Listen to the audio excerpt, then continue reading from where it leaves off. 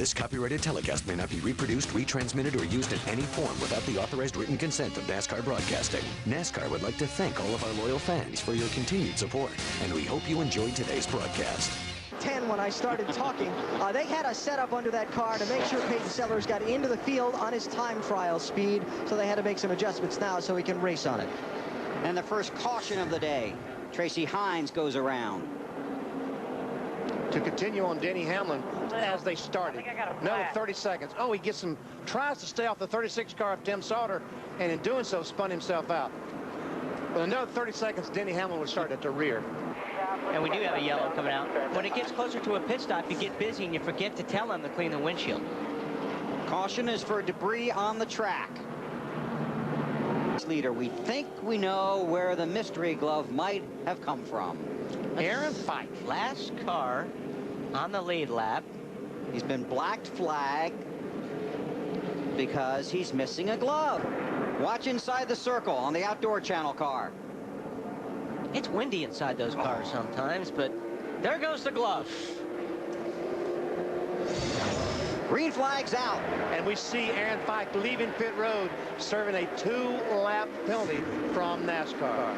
For causing the caution. He came across the radio and said, "We're not going to get penalized for that, are we?" He had this long explanation about how his glove was just missing. And couldn't find it? Couldn't find it. Oh, trouble!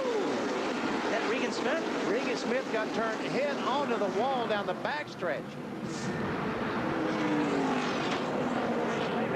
Come down, come down, come down. Car John Andretti thinking about going by on the outside, and I guess Regan came up and just caught him in the right rear quarter and turned him head on in the wall. So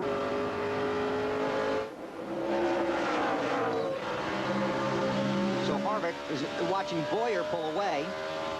Oh, trouble off turn 4. Tracy Hines is involved. That's Peyton Sellers sitting there behind Tracy Hines. And the 0 of Curtis Davis also drives away from that crash. Never see the 3 cars all running together, and Tracy Hines just gets in the back of the 31 car. Oh my goodness. And had some company in the door. Man, man.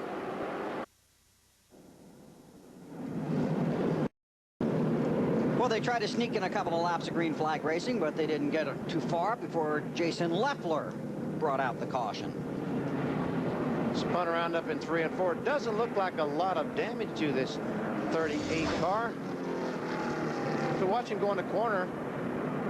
Augie Vidovich, the 4 car, goes up and just makes contact with him. He was trying to squeeze in between 2 cars, and they ran out of room. Yeah. Yes. Yeah. But Sorensen is trying to get in there. That's not going to work. Slow motion spin. Oh, that's it. Yeah. Stephen Light, the 90 car, comes along and hits the 41. The 64 McMurray backs her in turn 1 wall. And that all started with one guy running another guy up the racetrack. Yeah, because they had issues. And that pretty much happened on the previous restart as well. Yes. With the 21 and the 20.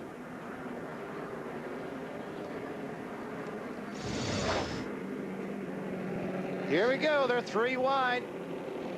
Carl Edwards, a 60 car. Here comes Kyle Busch. Boys, they just don't fit. I mean, 3 abreast at New Hampshire. Well, it doesn't fit. Now, usually the guy in the middle should back out when you're in a situation like that, because if you don't, that's what happens.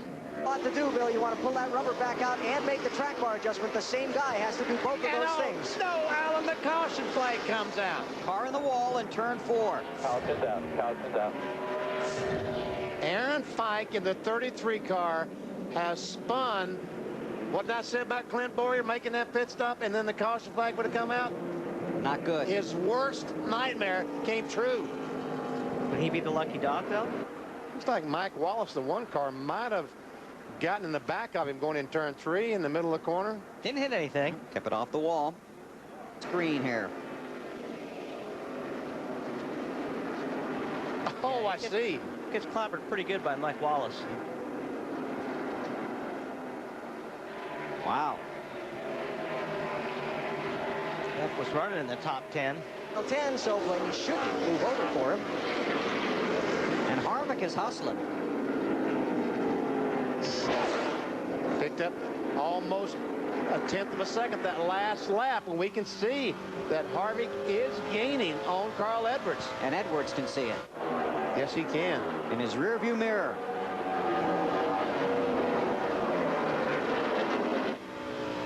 Harvick has not led a lap today, but has been inside the top 5 most of the afternoon. I was going to say Harvick's running a little bit different line, but maybe it's because Scar is pushing, but he is running a little bit higher through the corners than Edwards is. See, once again, Harvick faster than the leader. 5 to go.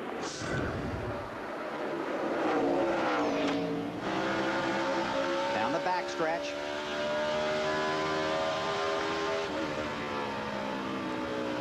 Now a lot of traffic in front of Carl Edwards, so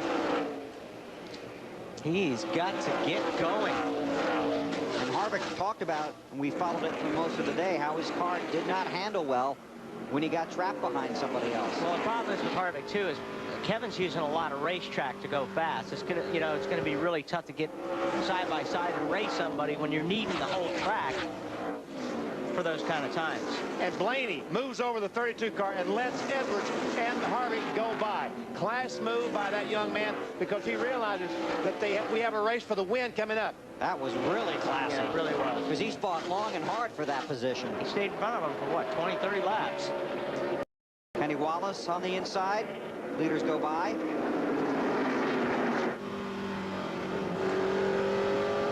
Now Edwards has clean racetrack in front of him. Harvick's trying to get there. 2.5 to go.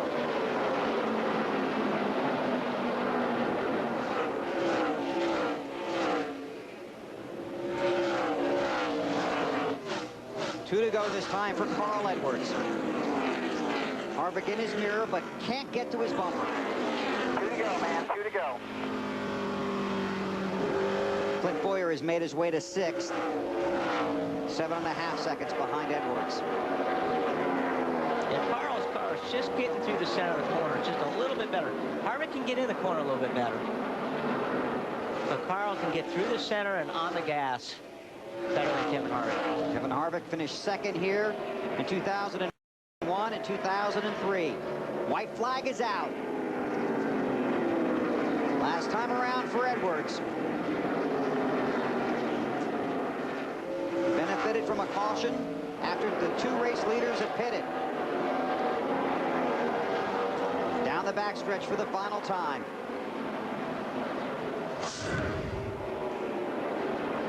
So Carl Edwards with a racing doubleheader ran the modified race here earlier and takes the checkered flag at New Hampshire. Edwards wins in Loudon, holding off Kevin Harvick. It's over, right? That's over. Carl, it's over. It's over. Woo, good job, guys. Man, that's awesome. Great work. That's fun. Clint Boyer got to 5th. Johnny Sauter, where'd he come from? He's 6th. Yep. Strong run for him. But again, it's like you talked Great about. job. I really appreciate it, guys. That's fun. Johnny's got a lot of laps at Milwaukee. This Yeah. track very similar to Milwaukee. And Menard, who was the winner in Milwaukee, finished 4th. So you were right. Is that what you want? Is that what that card you're holding up says? Yes. Benny was right. Good job, BP. And we all know what's coming now. donut, you think? No, backflip. Oh, back. Oh, yes, that's right. That's right. This is the flipper. Oh, yeah. 4th win of the season. And no grass here in New Hampshire to do it on.